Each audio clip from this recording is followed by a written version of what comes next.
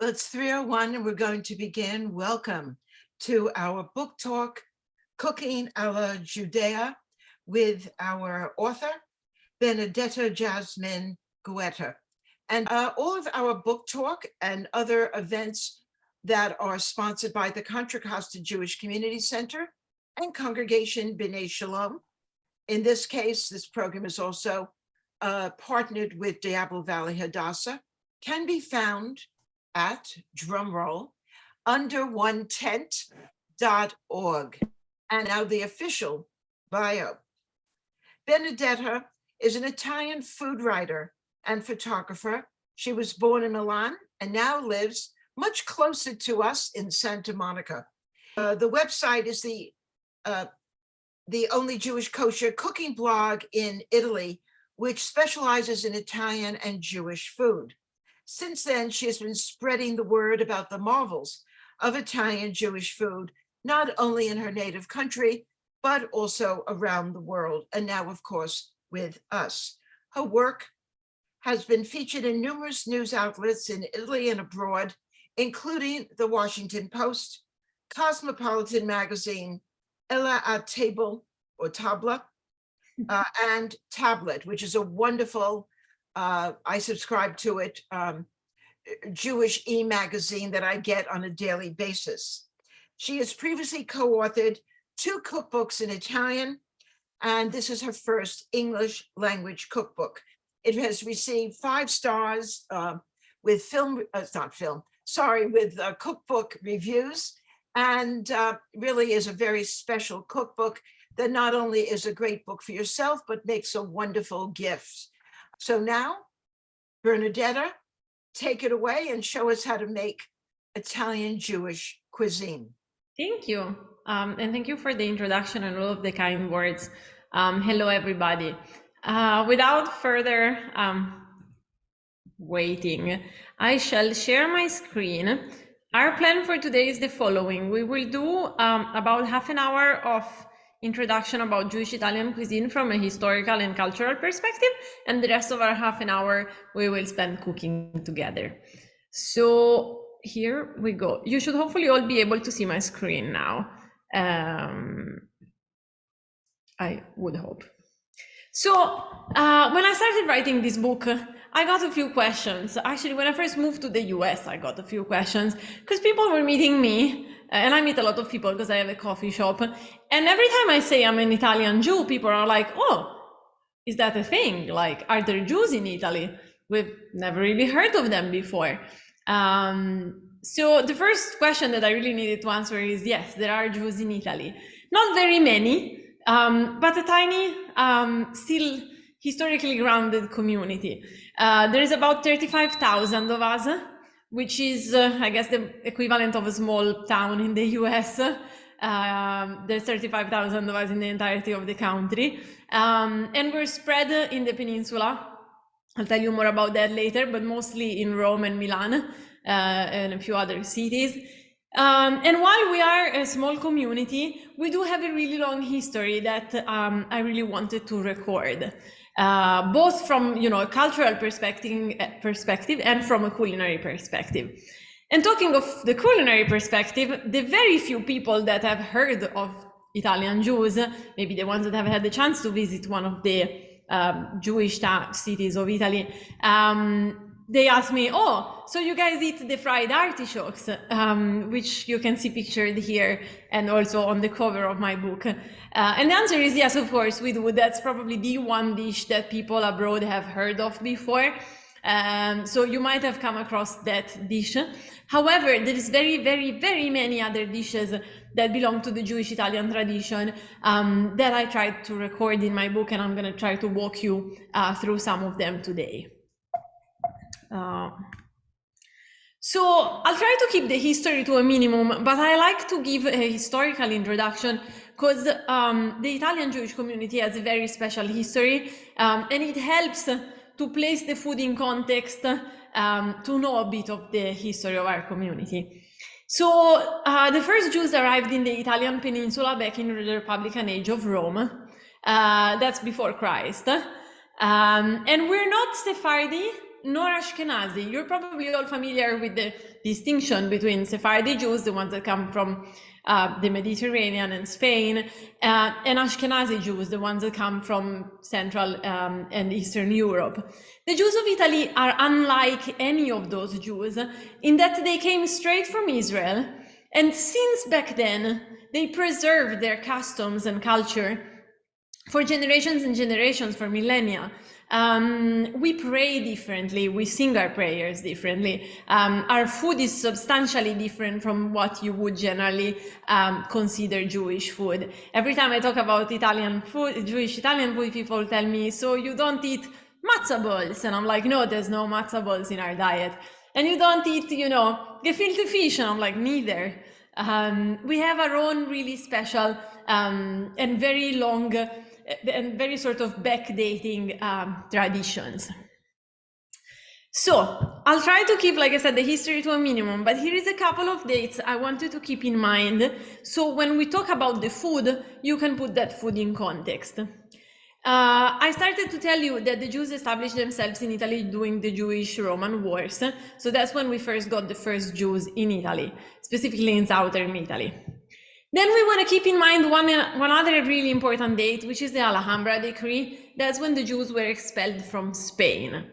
The reason why this story is important to us is that those Jews that were expelled from Spain, they were also expelled from southern Italy, because at that point Italy belonged to Spain. Southern Italy, the island of Sicily, belonged to Spain. So we want to keep this date in mind because that migration of Jews determined some of the recipes and food that we will be talking about.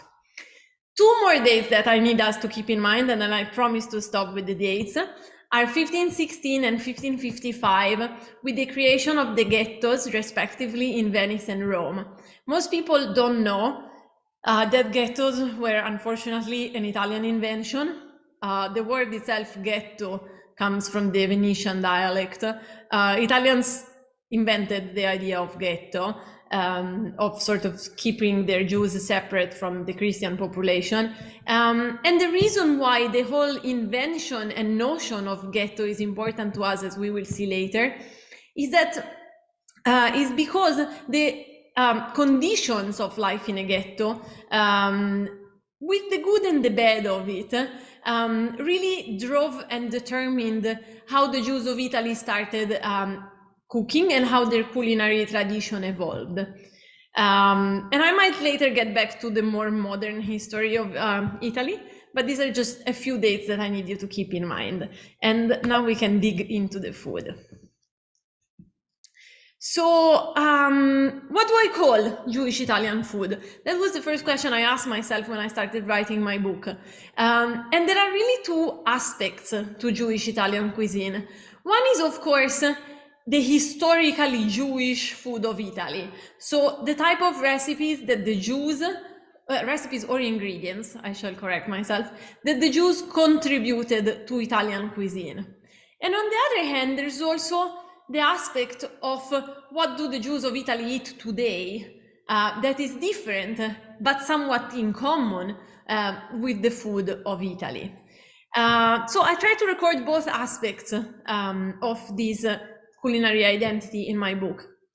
For example, here on the right in my deck, you see a very delicious plate of pasta. Most people in Italy and abroad would think that this shape of pasta is an Italian product. They would think of it as Southern Italian in particular. It comes and it's generally known in the region of Apulia in Southern Italy. And people would swear that this is an Italian dish. And every time I go and I give a talk, I have to reveal to them that this was a Jewish dish, not an Italian dish. Italians have forgotten the Jewish origin of this dish, but this was indeed a Jewish recipe. It might be easy if you guys think about osnei aman. So this dish is called orecchiette, which means small ears. Osnei Aman are the ears of Aman. You remember we eat them for the holiday of Purim. So these little pasta shapes were nothing but a Jewish recipe that we prepared for the holiday of Purim. That's why they're called little ears. Later on, Italians adopted it because the merchants brought it from southern France to Italy, where it became a local specialty. But this originated as a Jewish dish.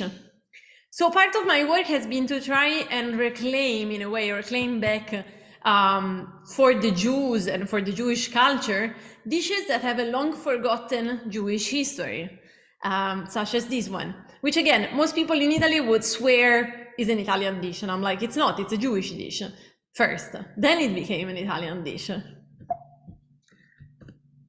Here are a few more of these stories that the, history geek like myself might find of interest. To the left, you see an eggplant caponata.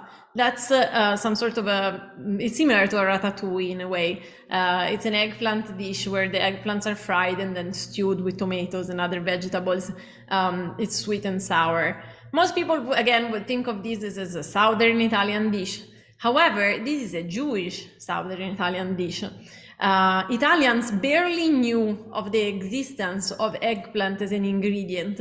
They thought it could be poisonous. They refused to cook with it. And until the 18th century, they had it down in cookbooks described as potentially poisonous, fit for Jews and dogs.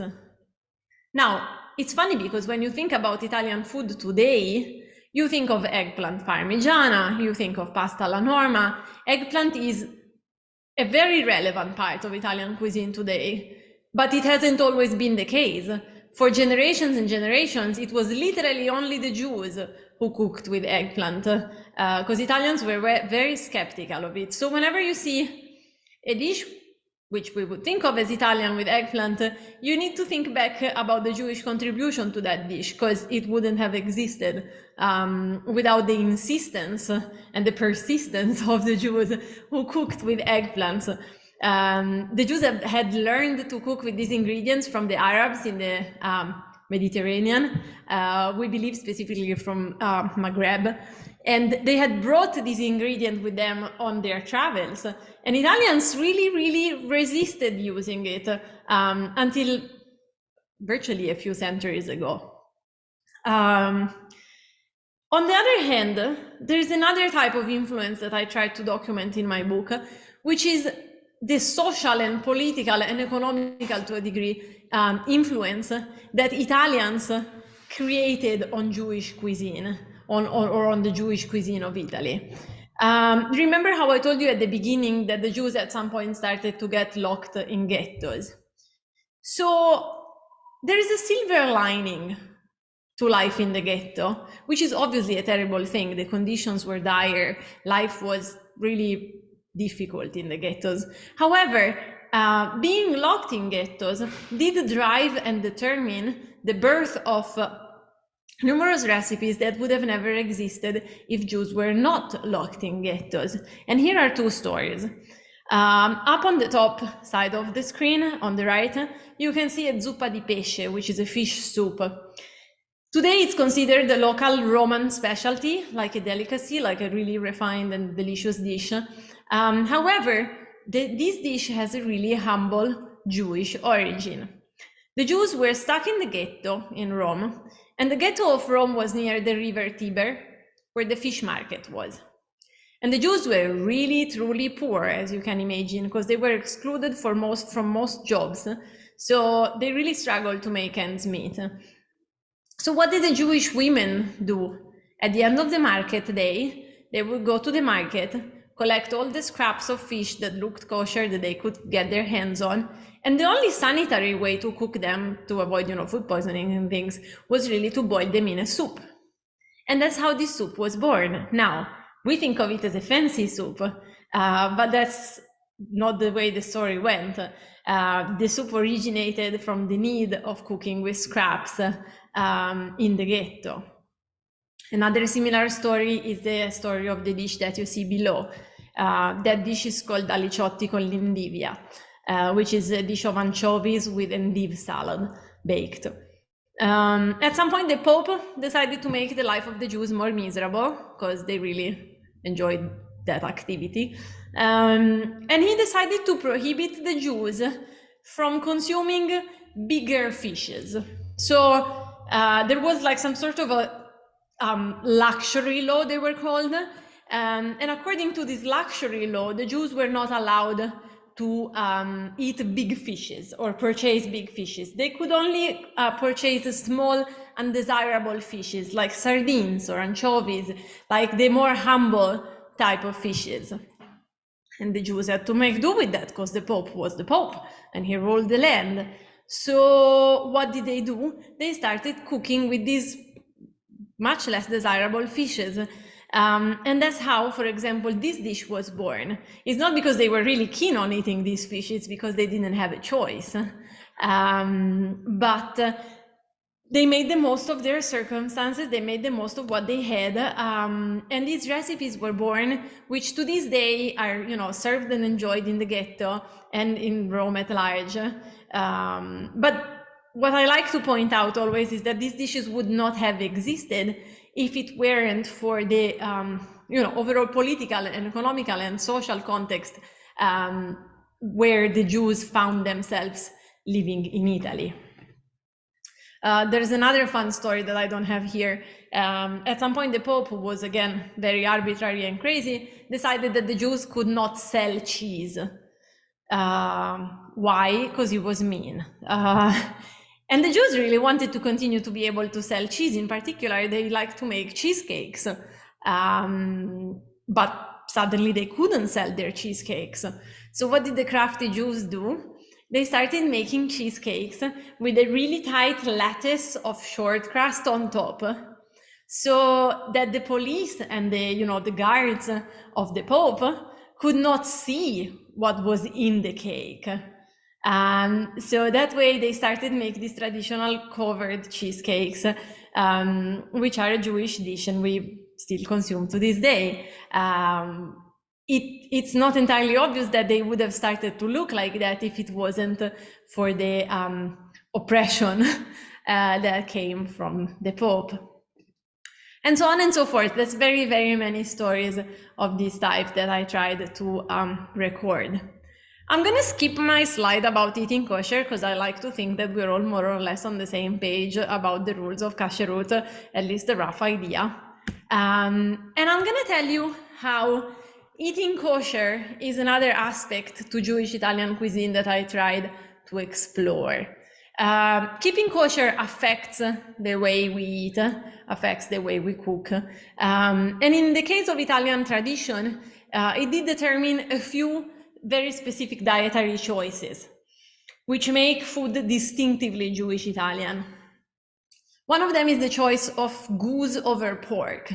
Goose was not a particularly appreciated ingredient within the Italian culture, but the Jews cooked with it extensively, to the point that they started to make charcuterie products like salami and prosciutto and all sorts of products that looked like the ones that were made with pork, but were kosher, so they were made with goose.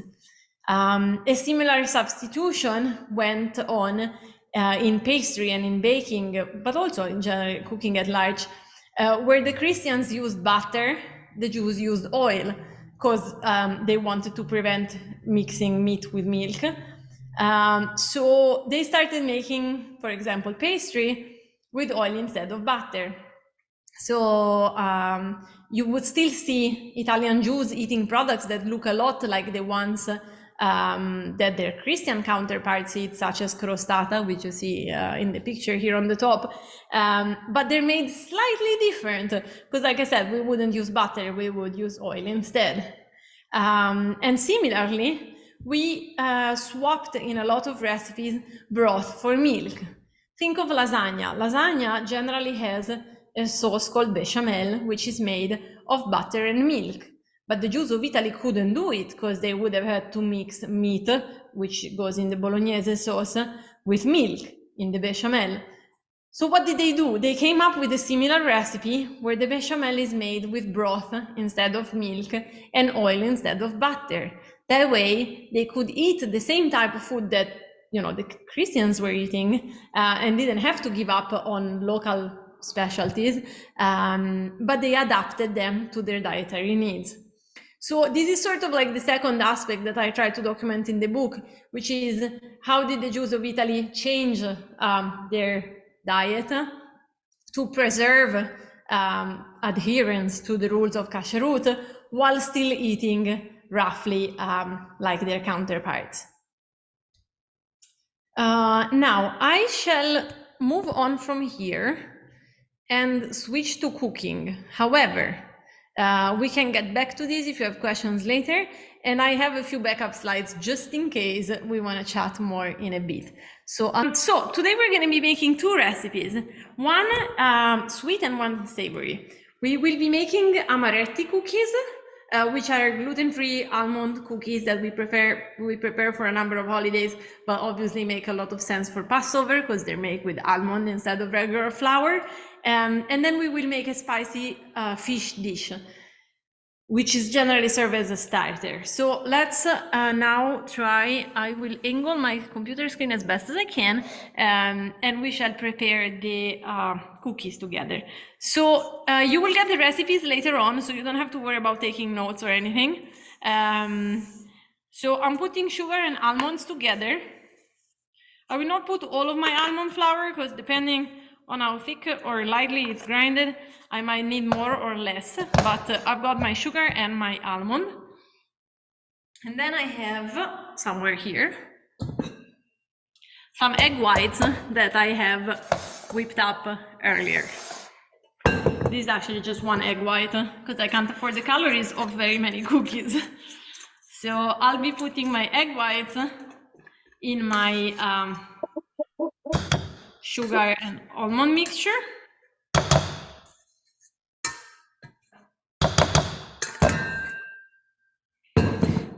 And I will just work it all together. This is a really, really simple recipe, so it should be easy for you guys to replicate at home. Actually, most of our Jewish Italian recipes are relatively easy, I must say. You will rarely need special ingredients that you don't already have in the pantry, because our cuisine is very basic. It's very homey, sort of. And I'm just kneading the ingredients together gently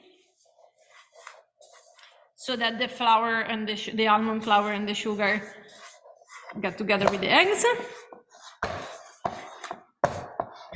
And then I'll be forming it into small balls.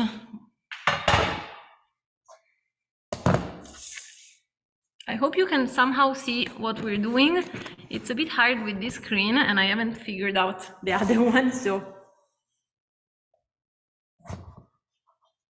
you can roll the dough into small balls. I'll show you one in a second.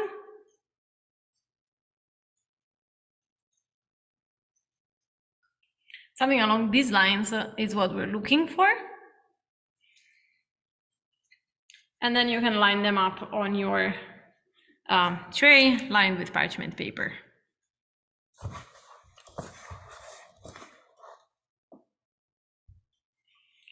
Like I said, this is pretty much a Passover recipe, but you can make them year round. The perk of these cookies is that they last long in a regular tin box, and like I said, that they're gluten-free, so they fit everybody's diverse dietary needs. So they're a great activity also to make with kids because it's really quite easy. Now, if you wanted to, you don't have to. I like decorating them before I put them in the oven with a little almond. So I would generally take an almond, which I don't know if you can see, and put it in the middle of my cookie, like that. So that's, in an ideal world, what they would look like. I will obviously now not roll all of my balls, otherwise we're gonna spend the whole evening on it. But I'll start putting these three in the oven so I can show you later what they should look like. I have preheated my oven at about 300 Fahrenheit. You can excuse my hesitation, but in my head, I can still count in Celsius and European units of measure. And that's it for the cookies. Very easy, very quick, should be very easy for everybody as a starting recipe to familiarize yourself with our food. Next up, we will be starting our fish stew. Now, this fish stew has a very interesting story that I like to tell you, but let us first line up the ingredients and then I'll tell you about it. So I'm just gonna add a bit of oil to my pan. It's extra virgin olive oil, that's what we cook with most of the time. You'll find in the book that I make all of my savory dishes with extra virgin olive oil and all of our baking with other types of seed oil, because obviously the extra virgin olive oil is too flavorful for baking most of the time. So I did just put some oil in a pan, so far nothing very difficult. I've got here some onion that I have chopped before, because you don't need to learn about chopping onions, I'm sure. And it's like one of those magic of television moments when you pull out the ingredients ready. So I will just now let my onion sort of saute in oil.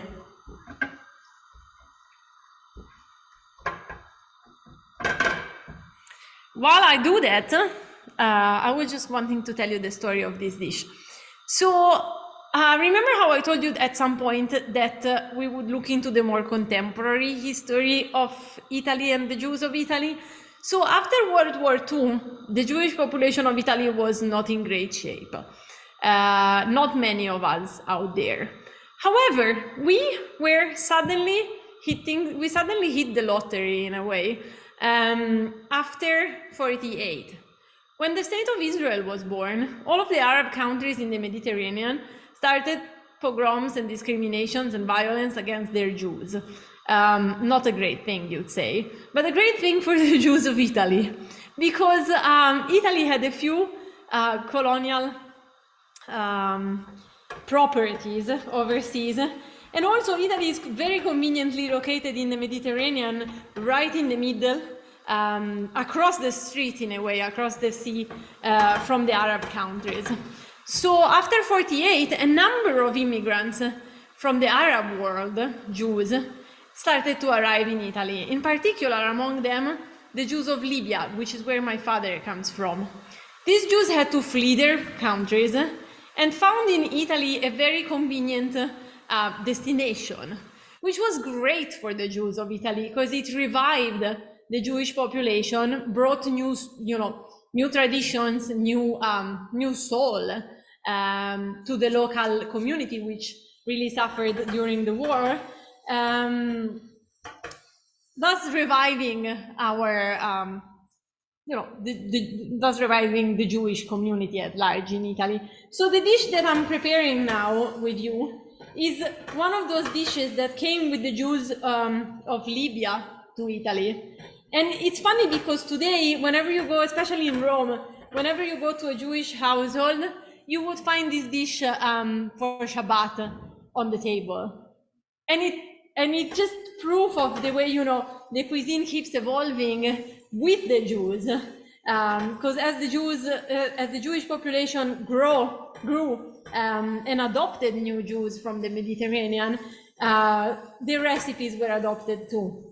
So that's another small aspect that I tried to record and sort of like present in the book. So now let's see if you can see me. I've got my onions going. I'm adding some garlic too. In our cuisine, we abuse onion and garlic extensively. There's almost nothing that doesn't have onion and garlic. I'm gonna be adding also tomato paste. Tomato paste is a very convenient ingredient to have at hand that we use a lot in our cuisine, because you don't always have fresh tomatoes and things, and tomato paste is just the best solution. So I'm adding quite a bit of tomato paste.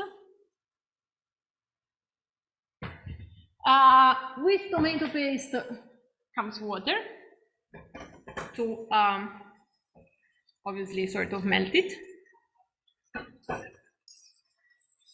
And this is going to be the start of our sauce.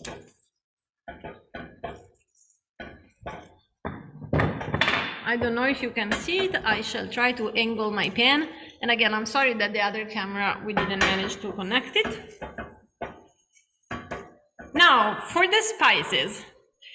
This fish stew is supposed to be hot, as in spicy, but obviously be mindful of your own preferences. So I like my fish stew pretty spicy, but my boyfriend does not, so we have to compromise here. But this is chili pepper. Actually, this is cayenne pepper, to be precise. So I stir in some of that. Then I'll be stirring in some salt, which I always seem to forget when I teach cooking classes, but today, exceptionally, we've got this. Then I will also add, you have a choice, either cumin, which is easier to find, or caraway. In an ideal world, we would be using caraway, but I am well aware that it's not the easiest to find, especially in smaller cities. So either way works. I'll put a bit of each, just because I like them, but to be proper, it would be only caraway, to be, faithful to the original recipe.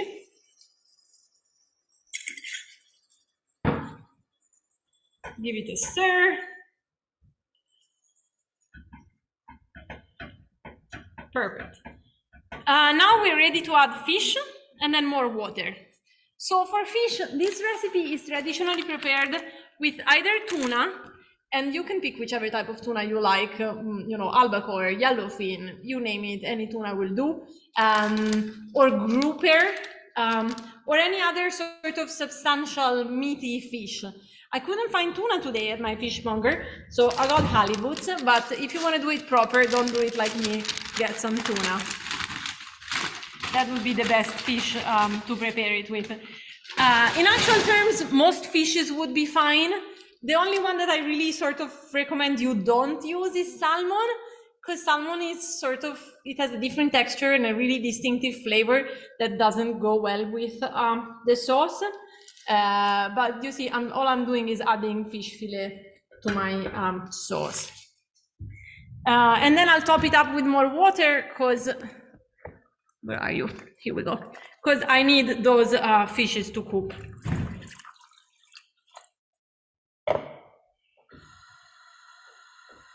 So I would now let this simmer for however long it takes us to make sure that the fish is cooked through.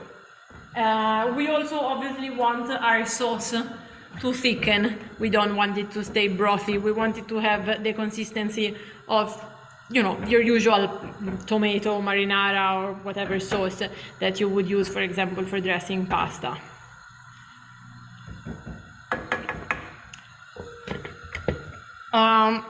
While all of this is happening, I shall quickly wash my hands, and then we can take a peek in the oven to check on the almond cookies.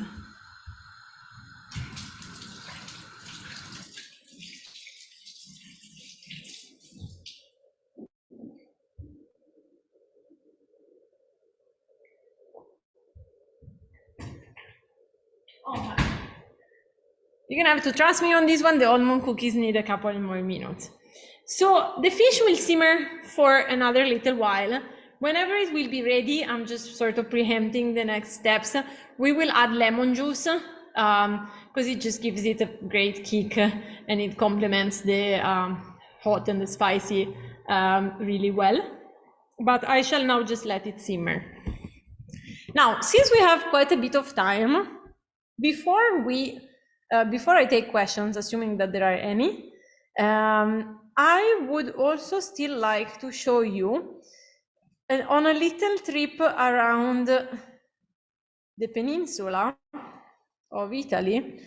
So you learn about the different foods of the different areas of Italy, the Jewish ones, of course. So Here we go. Hopefully you can all see my slides again. So Italy has been historically a very fragmented country. And similarly to the States in a way, Italy has been divided into regions. Picture them as very independent small states virtually for its entire history, because our unification is relatively recent. And so each and every one of these regions had its own rules, its own rulers, its own, customs and culture. So what the Jews did in each region could change a lot. What could change in particular were also the conditions of the Jews, because depending on who was the regulator in the region, the Jews could be really welcome or could be really truly unwelcome. So it's worth walking through the peninsula to see how the Jewish cuisine evolved in those regions. We will start from southern Italy, because that's the place where the Jews first established themselves. Like I told you earlier, the first few Jews established themselves in Rome and in Sicily. And these were the earliest and largest Jewish communities until, you will remember because I mentioned it at the beginning, until the Alhambra decree, when they were expelled from Spain and also from southern Italy. The real interesting fact about these Jews is that these Jews had a great exposure to the Arab world. They were merchants, they traded on the Mediterranean, they traveled, and they knew a lot more about cooking than Italians would ever know in their generation.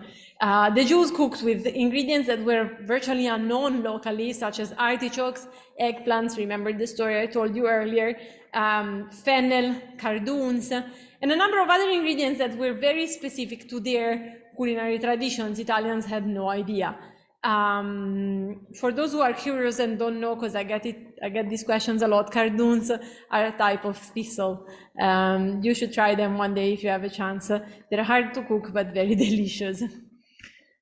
The second place of interest would obviously be Rome, where I told you, I guess, the story of the ghetto and how the ghetto really sort of changed the way the Jews of Italy ate.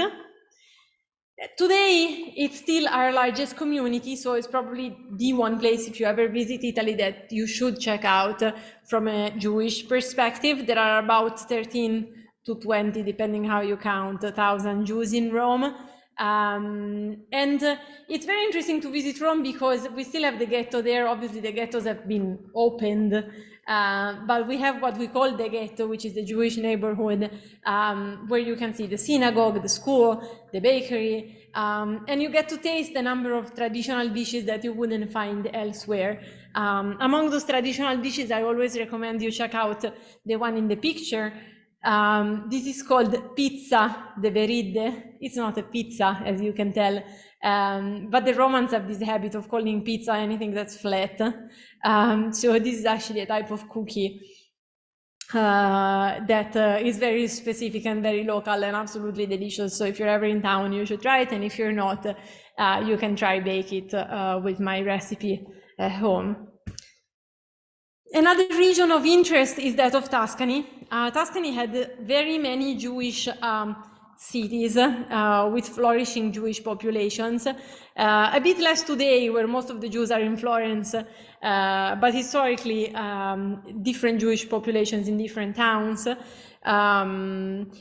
Tuscany was welcoming to the Jews. That's how the Jews established themselves there, and for very many centuries brought a rich contribution to the local culture. Again, some of the stories from this region that I like to tell bring back the memories of the Jewish contribution to Italian cuisine. There's this dish that you can eat together today in Tuscany if you visit. It's called triglia alla livornese, which means the red mullet in the style of Leghorn. Now, triglia alla livornese is an ancient Jewish dish. It used to be called triglie alla mosaica, which means in the style of Moses, which is generally a way to say the Jewish way of cooking this fish. And for generation, that was the name of this dish. Now, today we call it in another way because we sort of lost track of the fact that it was a Jewish dish. But if you go back and look in the old manuscripts and the old evidential documentation that we have, this was a Jewish dish, and that was the case for many other recipes there as well. Let me quickly check that we don't burn our almond cookies, but no, they're still very good. Up in the north, there's the region where I come from, the region of Lombardy, as well as the region of Piedmont. They're close to each other.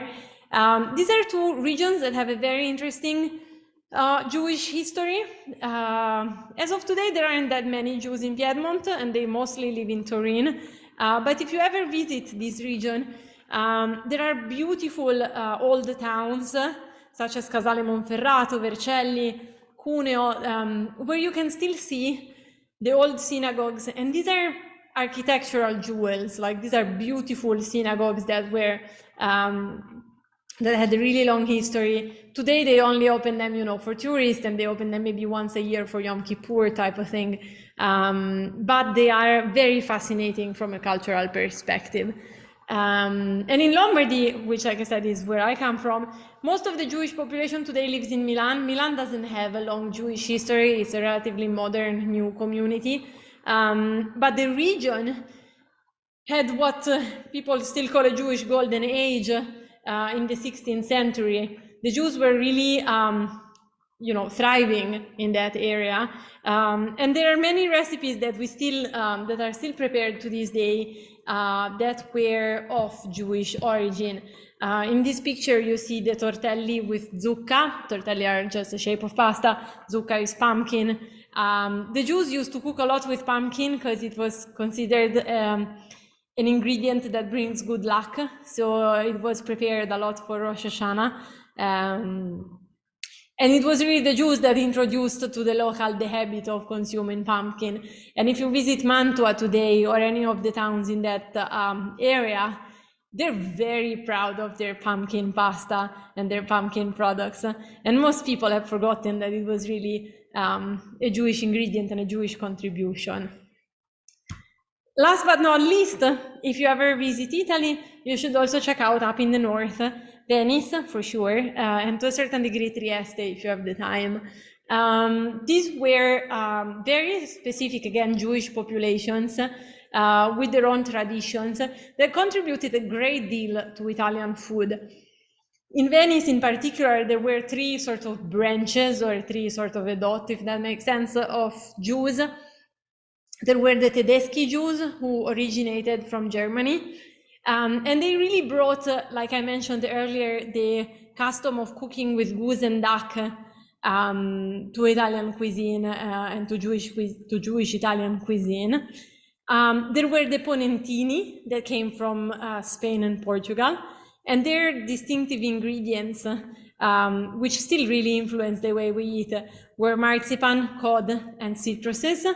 And then there were the Levantini, the Jews from Levant, such as Egypt and Syria and Turkey, which brought a few other ingredients that have a fascinating story, such as pine nuts, raisins, and saffron.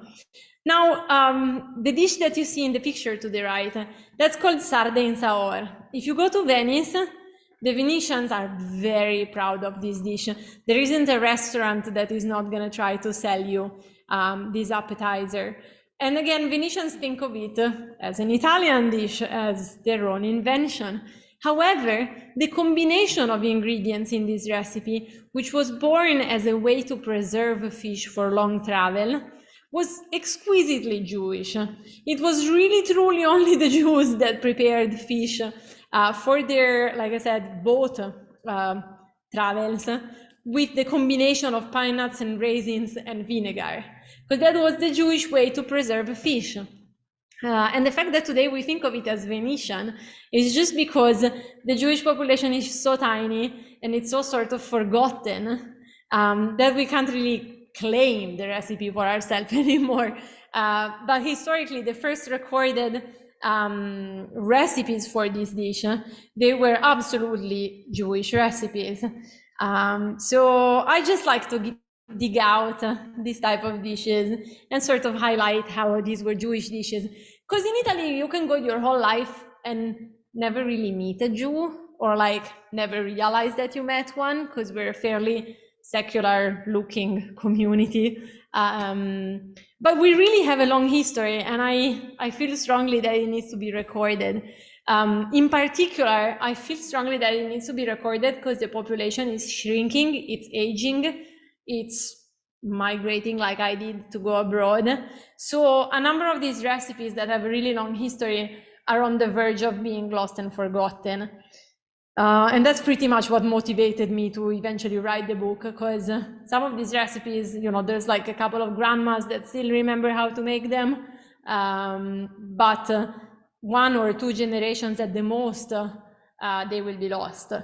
So that's why I sort of decided to make it my mission, to you know, shed some light on these recipes and hopefully bring them to a wider audience that can keep them alive, not necessarily in Italy, but at least abroad. This is where I think we can go to our question time, because we only have about 7 minutes. In the meantime, give me one moment to check the oven for us.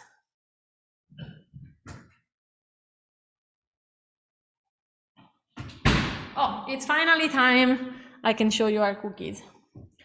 So let's see if I can do it without burning myself. This is what our almond cookies should be looking like. You can tell that they're ready because the bottom is slightly browned. We don't want it much more brown than that, otherwise they will turn rock hard. Hear me out. We would rather take them out of the oven a bit earlier than a bit later, because if we take them earlier, they'll be soft and delicious. If we take them too late, they're gonna be rock hard. So keep an eye on the oven. And our fish, let me see if I can switch the camera here again. You can see that our fish is cooking. It's still very runny. I don't like it this runny, so I would like it to thicken a bit more. But then also it will thicken as it cools. So we're not far from ready. And like I said, the last step will be to squeeze some lemon in it. I forgot to mention earlier that this fish is meant to be served cold because it's for Shabbat, and you obviously don't want to turn on the stove for Shabbat. So this dish is served cold, and it does get better the next day as well. You want to make sure also that you have abundant bread, be it challah or some other type of, you know, bread to serve it with, because what's really delicious is the sauce, which you can scoop up with some bread alongside with the fish as well. So that would be it. Wonderful, wonderful. And again, we'll send the recipes to everyone who is on this broadcast, and also to people who are going to see it recorded. Let me see if there are any questions. Oh, plenty questions. So the cumin and the caraway were added in powder. Now, if you're a really nice person and like my type of pal, you would be powdering them fresh in an ideal world, like you can grind them. If you have a busy life like we all do, buy them in powder, and that's going to be perfectly fine as well. We don't put them there as seeds because they would be really ugly to crunch on, to sort of munch on. So yeah, gotta make sure that they're powders. Cardoons was another question that I see in the comments. As I said, they're a type of thistle. They're a bitch to clean, if you excuse my French. You have to peel them and then boil them. It's a bit of a project, to the point that I didn't include the recipe in the book. But they are very interesting if you've never had them before. They're seasonal, they grow in the winter. So whenever it's winter where you live, it should be possible to find them. The next question is your book also in Italian? It is. I wish. My book is only in English. I'm looking for an Italian publisher, but we haven't gotten to that yet. So far it's only in English. There are books that are in Italian. What are they on? So that's interesting. There's virtually nothing written in Italian on this topic. And even in English, there were a couple of books by Edda Servi-Macklin, and they have went entirely out of printing. So you're pretty much stuck with me. if you want to learn more about this topic. So I see that somebody's asking what was the fish. I used cod today, but that is, sorry, halibut, but that is not ideal. Like I said, because my fishmonger didn't have anything that I wanted. But in an ideal world, we would be using tuna or grouper. Someone asked, what spices do you put in your cookies? In the cookies, I didn't put any spices at all. Actually, let me take them all out of the oven. There were no spices. It's literally just almond, sugar, and eggs. It's the simplest, most basic recipe. You're obviously most welcome to put vanilla. I am not a fan. You can put almond extract, but these are pretty flavorful in themselves because of the almonds. So there's nothing much else. What type of restaurant do you have in Southern California? I don't really have a restaurant. I have a teeny weeny mini coffee shop. And what we do there is we sell challah sandwiches. So I make sandwiches and they're all on challah because challah is my other obsession, as I'm sure many other people here would relate to, just because it's just so delicious. So we sell challah sandwiches. What is the cafe called? Oh wait, somebody's asking what was the fish in the picture earlier. So those were big sardines. So we call them sarde. They're larger than regular sardines. If you have like some sort of a nice Asian supermarket in your neighborhood, they might be able to provide them. Otherwise, regular sardines will do, but then it's a lot of work to clean them. But you'd be looking for very large sardines. You can't use ones in cans, you need fresh? No, unfortunately not. That one calls for fresh, because you got to fry them and they would be, obviously falling apart if they were already cooked. So what is the name of your cafe? My cafe is called Caffè Lovi, Lovi. It's, like I said, it's here in Santa Monica where I live. If anyone is in the neighborhood, you're obviously most welcome to come say hi. But if you do, please introduce yourselves, because every time I meet my readers, I love to chat. So don't just sneak in and not say who you are. And people, some people have already read your book, gotten your book, and really have posted very positive things about the beauty of the book. Obviously the photographs, because you are also a photographer, and someone says she'll be in soon and say hello to you. That'd be great. And who knows, maybe one day I'll come, to your side of the world and get to meet. It would be fun. Any other cookbooks in your future? There's one that I dream of writing, which would be about the Libyan Jewish cuisine. But so far, I have a feeling that it's such a very tiny niche that it's going to take some convincing to make it happen. So we'll see if that works out. Is it much different than Egyptian or Algerian or Moroccan food? It is. So it is. I always have an issue with the underrepresented cuisines, and I find that in general, at large, we have a very poor understanding and knowledge of the Jewish food of the Arab world, mostly because the dominant narrative and because the educated people that had access to books were mostly Ashkenazi people. So it's all of those cuisines need more representation, and that's the one I know better. They do have a few dishes in common, like for example, you would find shakshuka in Libya as you would find it in Morocco or Tunisia, but there is a great variety of very unique recipes that I would like to eventually tell the world about. Good question I see here about Jewish Italian cooking being a part of general Italian. So, good question. So I would say it's really a matter of awareness, in that, like I said, a number of those dishes that I mentioned, you eat today without knowing that they're Jewish. So in that sense, the Italian Jewish cooking has been absorbed within Italian cuisine. On the other hand, if you go to a Jewish household in Italy on Shabbat or any other weekday, they would definitely still have a very unique way of cooking and very distinctive dishes that you wouldn't find elsewhere. So it's a bit of both, if that makes sense. Thank you. If there aren't any questions, two things.